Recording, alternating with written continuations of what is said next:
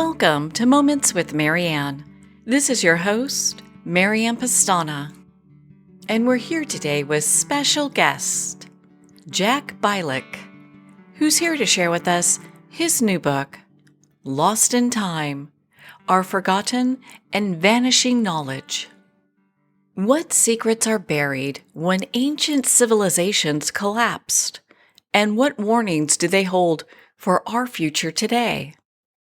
Well, today's guest is here to share with us just that. Jack Bialik's life and career have spanned the globe and the technology spectrum. His worldview was shaped by living in many states at an early age and traveling the world, giving him a unique lens on how different cultures operate. With a background in electrical engineering, his professional journey took him from working in the U.S. Air Force to a long, impactful career at Motorola and eventually to contributions in the White House technology initiatives and humanitarian efforts in Haiti. So welcome to the show, Jack Bialik. Well, thank you so much, Marianne, for having me on. My goodness, what a great honor it is to have you here and to talk about this book. And I think the best place to start, because it's so expansive, is the beginning. Like, what inspired you to write this book? Yeah, well, it took me 10 years to write this book, over 10 years. And I started out just doing something. I said, hey, here's an interesting fact. They did cataract surgery in 2400 BC. Wow, that's pretty interesting. And I started finding more and more things that were interesting like that. And I said, wow, why don't I just put this together in a book? But then I got to the point and I said, well, what's the point? What's the point of the book? And I came to realize that awareness is kind of a catalyst for change. And I want to make people aware of what we've done over history and how we might repeat some things going forward. So, in terms of our knowledge, finding it and losing it.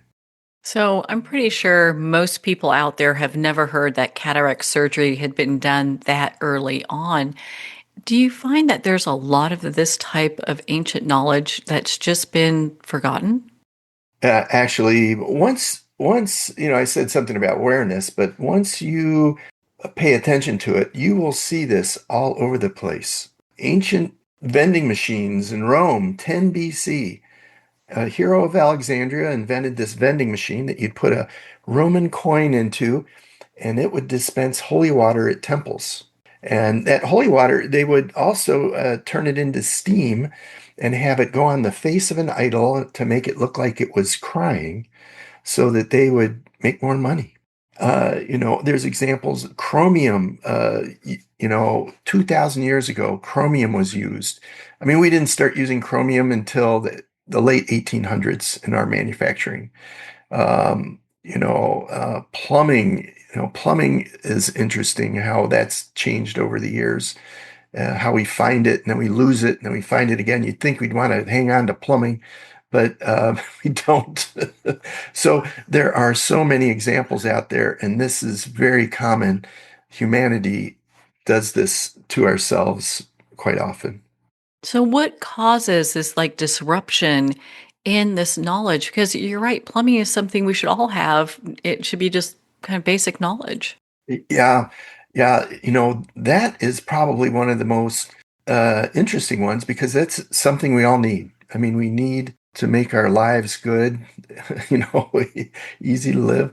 Sewer systems have been found in 3000 BC in the Orkney Islands in Scotland, where the Neolithic people lived.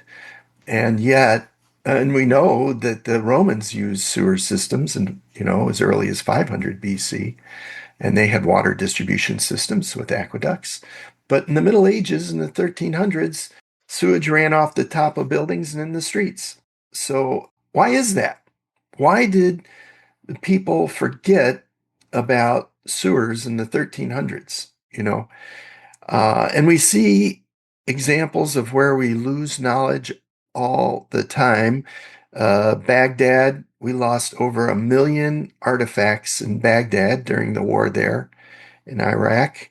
They was destroyed by, of course, bombs and people carrying things off and whatnot. Uh, multiple people contributed to this. Um, and we see other places where knowledge has been lost due to earthquakes, fires, floods, so on and so forth. There's a lot of reasons for why we lose this knowledge. But the thing that really came to realize is that the reason that we lose our knowledge is because we don't really care, I'll say. We don't we don't really think about it, and we don't really care enough to keep it. I mean, if we cared, we wouldn't go around bombing museums. I mean, what's more important? Our knowledge or blowing somebody up? I mean, it's a priority, of course, but um, we destroy knowledge all through history. We've done this over and over again. So, during your research, and this book is so heavily researched, can you share one or two things that really surprised you? The biggest things, I've touched on it a little bit here, um, with cataract surgery. I mean, cataract surgery is interesting because we use it today. We started doing that in the 1700s, but it turns out there's been many people. There's an ancient physician who lived in India. We have great records of all the medical things he did. Shushruta is his name. He lived in about 800 BC. I was amazed to find out that, we did cataract surgery in 800 BC. Now, it wasn't as successful as what we do today, but certainly was amazing that they did that. And then we've even have the Ebers Papyrus from Egypt, where in 2400 BC we have pictures of them doing surgery as well. And the Babylonians, even some records there where they did cataract surgery in 2200 BC. So the thing that really surprised me, really, I mean, this was probably one of the biggest things that, we have medical needs too. And if we forget how to do something, well, we refind it because it's important. It's important to our lives. It's important to our welfare. So that was one of the biggest things. But I'd have to say, thinking ahead, the point of the book is if we look back in time, we saved information on stone tablets, and stone tablets last for thousands of years, of course. But they're not very dense in terms of information. Um, Now, if we start fast forwarding, we see we used papyrus, we see we used books, paper, we used different kind of microfilm, microfiche, different kind of recording materials. And as we move into the future, we see this trend of saving information on devices and technology that has a shorter lifespan and can save more information than ever before. So in a way, we're going backwards, you know, and I mean, there's even examples. I interviewed the head curator for the computer museum in near San Francisco, and he was telling me they have all these old IBM PCs and Macintosh computers, and of course, they use the floppy disks. If some of you probably remember floppy disks, and they're little magnetic uh, disks that you put in the computer. And those become brittle, fall apart, and become unreadable. So what they've had to do is take the computer programs and print them on paper. So is that going backwards? I don't know. Sounds like it. So the most surprising thing is we're going forward in some ways, but going backwards in others. So, how does modern society really compare to ancient civilizations in how information is preserved? Well, we're kind of the same. And I'll say that because we're the same in that we think about preserving it, but we don't really take the correct steps to save it. Um, you know, we can talk about the elephant in the room, the Great Pyramid at Giza. There's a couple huge pyramids there.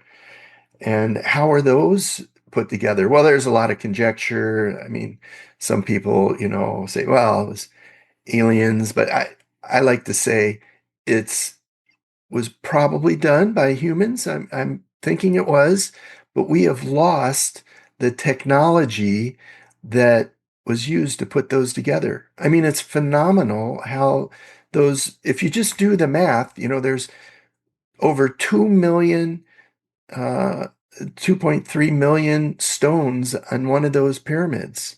And if you do the math, they were put together over 20 years and just do the calculations. That means we put a stone down every 2 minutes, 12 hours a day, 365 days a year for 20 years.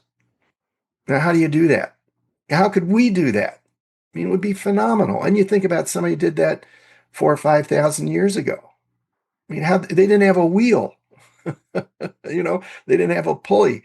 So, however they did it, however it was done, whoever did it, we don't have the technology. It's been lost. And I think, they must have been smart, in order to do that, and they lost that knowledge. Could we do it as well? Maybe, maybe. So, how would you say then technology has changed humanity's relationship with recording knowledge? Yeah, well, for sure. We have now, ways of saving information, USB drives, SSD drives. You can put a tremendous amount of information on those. The other day, I wanted to find an old picture. So I pulled out 8 USB drives, little thumb drives, fit in your computer.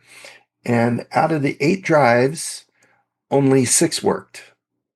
I couldn't even get anything off of 2 of them. And you think about it, you're putting your information on your computer, you're putting it on, different, put it on a CD or DVD. CDs and DVDs only have a lifespan of 30 or 40 years. The pits inside oxidize and, they won't be readable any longer. And so we're not really thinking about how we're using our technology. And that's the point. I mean, you need to think, each of us needs to think about it. And a bigger picture, our culture needs to think about it. How are we saving our information? How can we make sure we have it in the future? And I might offer a couple of suggestions on how you can save your information. Um, One way is through redundancy. Make sure you have multiple copies of things so that if they're important, not everything, you don't need to save everything, but things that are important, make sure you have copies. And also, maybe if it's really important, maybe you want to print it on paper. I mean, paper will last longer. So uh, the point is just to think about it. Think about your information. Think about how long you need it for, and think about where you're saving it at. I'd love to dive into the lost libraries. What Yeah. information did we really lose? And can you share on that for us? Well, libraries famously get destroyed. I think UNESCO estimated the damage or destruction of over 6,000 libraries in the 1900s. And there's a very famous one, of course, the Library of Alexandria, that was burned down in 391. They estimate somewhere around 400,000 scrolls in there. They had religious and scholarly scrolls and texts in there. Who knows what knowledge or information we lost there. But libraries get destroyed often, and often through war. We do it ourselves because We have other priorities or, whatever reasons. Um, and, it's important that we save our knowledge. Knowledge, especially in libraries, you think about it, what is that? That is ancient knowledge, old knowledge. What's that good for? There's only one thing that the past is good for, and that is to learn from and to make ourselves smarter so that we can live better lives as we go forward. So, one of the chapters you talk about ancient publishers, and I'd love to hear about that. Of course, we had publishers that were around long before. China is very famous for doing a lot of things first and publishing information. I would like to talk, I'm going to touch on Qin Shi, the first emperor of China. It's around 200 BC he lived. They had libraries back then with all kinds of scrolls and texts. And he decreed that everyone was to destroy all their information, all their scrolls, all their texts, because he just wanted the libraries for himself. So everyone had to destroy their information, their libraries and their information. And if they were found with any information, any scrolls or texts, they were tattooed on the face and sent to work on the Great Wall of China. So I think this is important because, you know, our knowledge should be available for all of us to have. Um, this isn't something just for the emperor. you know, we all need to have access and information from our libraries. Well, I agree with that. And it's when they say knowledge is power, I mean, that really means that. Yeah, that's a great point. Yeah. And I suppose that's a way of restricting power, maybe, huh? Well, if people don't know things, it's, I guess, easier to rule a country or a civilization because, they don't have the information that would make them think. And in your book, you do mention Atlantis, and I'd love for you to share a little bit about that.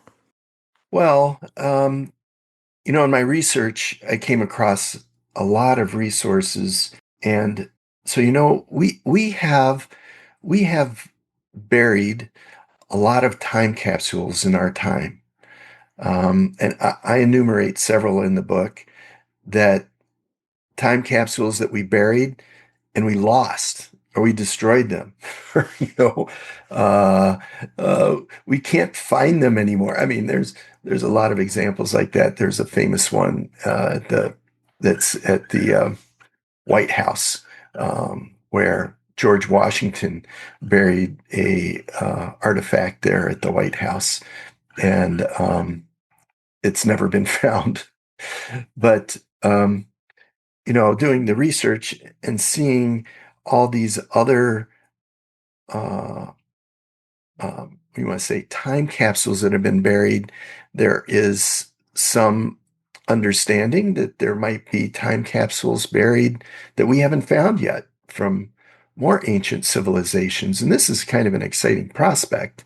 If we could find one of these, I know it's rumored or there's been some discussion about time capsule buried in Egypt under the Sphinx. Of course, there's been investigations to try to find it. They've been unsuccessful, but also in Atlantis, there's some conjecture that there's time capsules buried there as well. So maybe someday we'll be able to find one of these. It'll come up, and maybe we'll have knowledge that we've lost and forgotten. It's a very exciting kind of a proposition.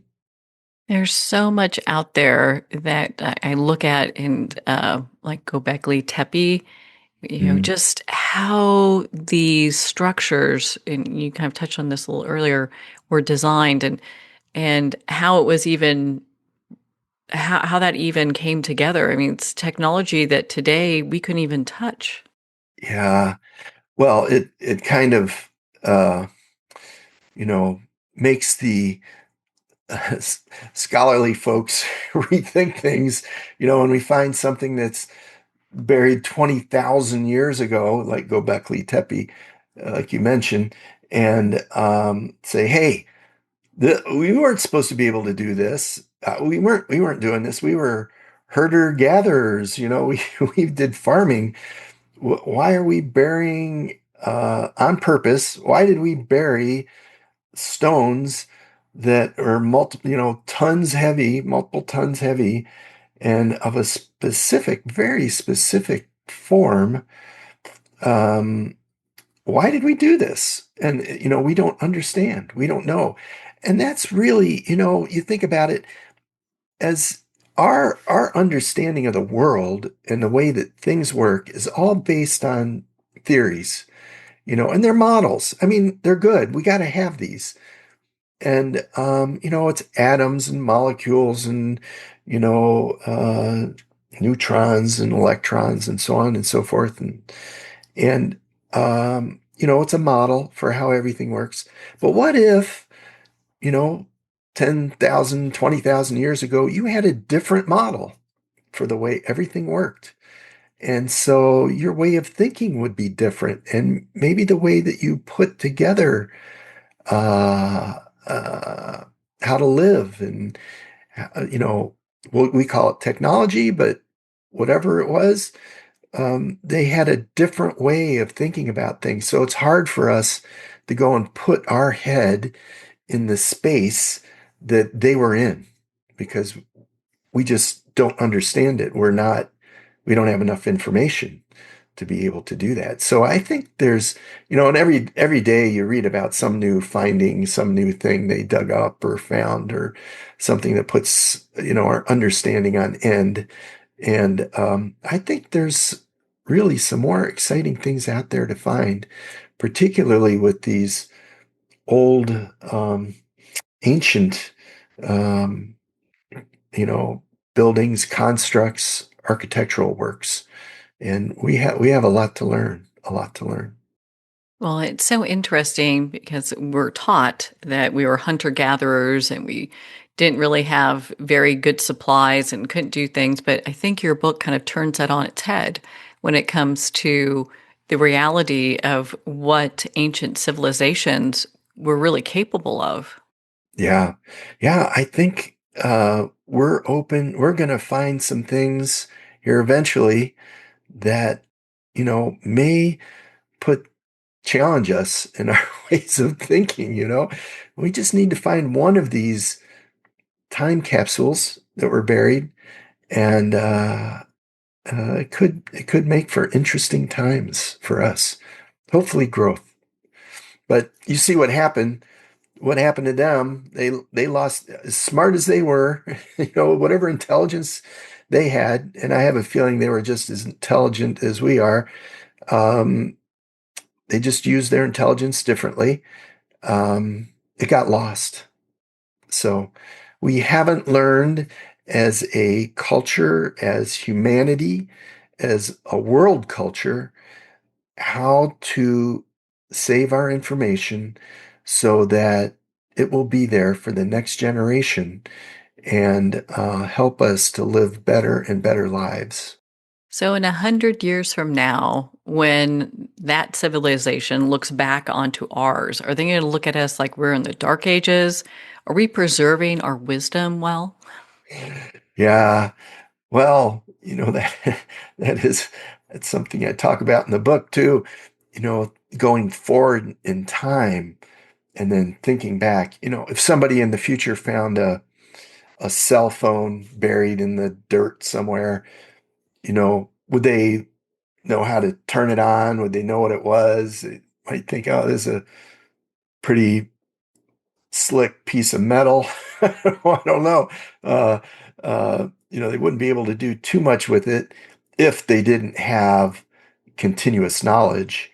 If our knowledge somehow gets disrupted, due to something either man-made or nature. I mean, it could happen anyways. It's happened many ways.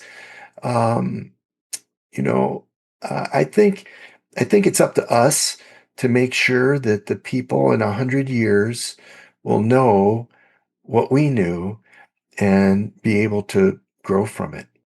So, what do you hope our readers and listeners take away from your book or start maybe thinking on their own about? Yeah, yeah. Well, number one, my hope is that you know we become humble and realize maybe we don't know everything and that there are more possibilities out there. And we think about the future. We think long into the future, not about next week, but how about 100 years from now? Or how about 1,000 years from now? Think far into the future.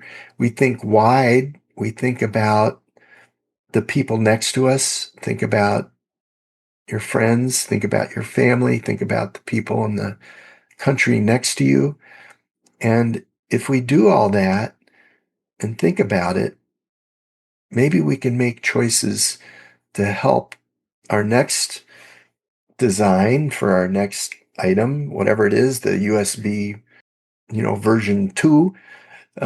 We think about, hey, let's make it so it'll last longer so that our, future generations can do something, can learn from it and do something better and live better lives. So, how has writing this book really changed your own approach to learning and retaining information? Well, very real. You know, I just had my mother pass away, and I have the honor of going through all of her old pictures and you know uh, things that she left. Um, and so, I think I now think about it differently. What is it that I want to keep? Do I want to keep everything for the next generation, or what do I want to keep? These old 8-track tapes, or 8 millimeter films, or whatever they are. What's important, and then what am I going to do with it? Where am I going to put it? Am I going to put it on a DVD or a CD or in the cloud? So I think for me personally, it's really kind of changed my outlook on how I'm personally saving information for the future. I think it's a question we should all really ask ourselves because as we look at our own legacy that we leave behind, like how do we want that to be? How are we going to preserve that information? Yeah. Yeah. Excellent. Yeah. And that's really the crux of it. And then if we can think at a bigger level too, as we design new things, we have companies putting things together. One of the design criteria should be, well, how long do we want this to last? Do we want it to last a while? How long does your computer last? 5, 10 years? It's not very long.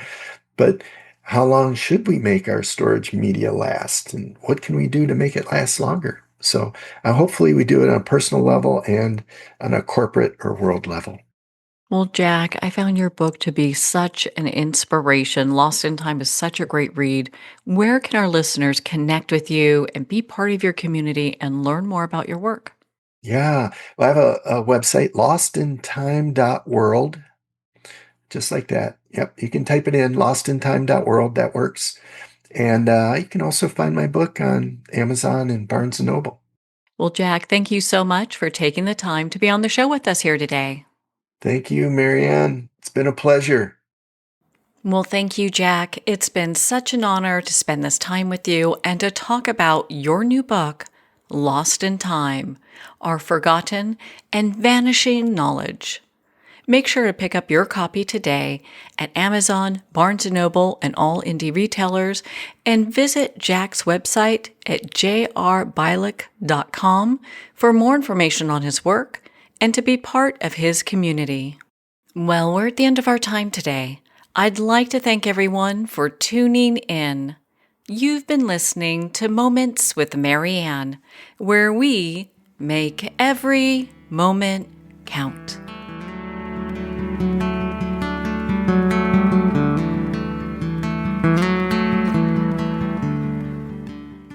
In a single moment, your life can change. Moments with Marianne is a transformative hour that covers an endless array of topics with the best of the best. Her guests are leaders in their fields, ranging from inspirational authors, top industry leaders, and business and spiritual entrepreneurs. Each guest is gifted and a true visionary, a recognized leader in her own work, and while teaching others to develop, refocus, and grow, Marianne will bring the best guest and sometimes a special surprise. Don't miss this. You never know just which moment will change your life forever.